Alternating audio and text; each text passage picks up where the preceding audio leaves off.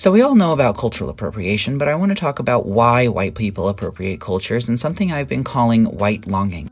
Whiteness as it exists in America is a way of uniting various European people into a power structure that benefits them by oppressing other people. By surrendering their culture and their ethnicity, they got access to things that other groups didn't.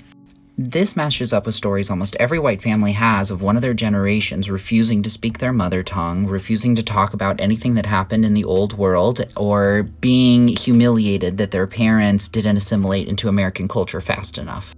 This is often categorized under the umbrella of America's melting pot history and looked back on almost nostalgically instead of as the trauma that it actually is. Assimilating into whiteness was a choice people made, and I think we've forgotten that.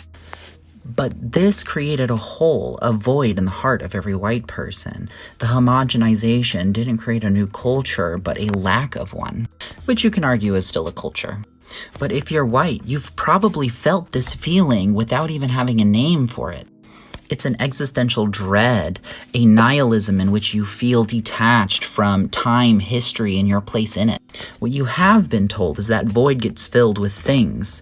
Capitalists will tell you that the next new shiny thing is what's going to do it for you. And it does, but only for a short while. Now enters white longing.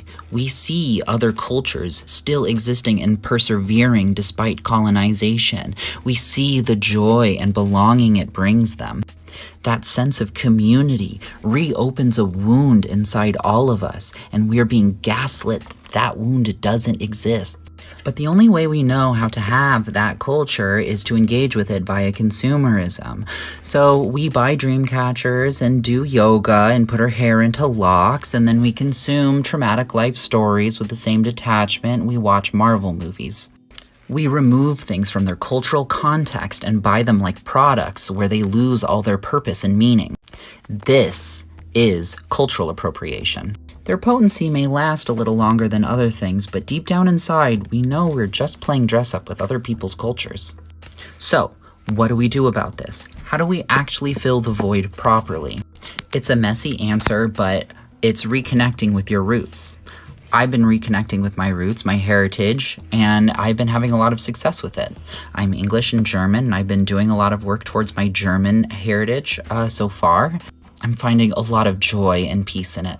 But there is a trick to it that a lot of people who get in touch with their heritage don't know about.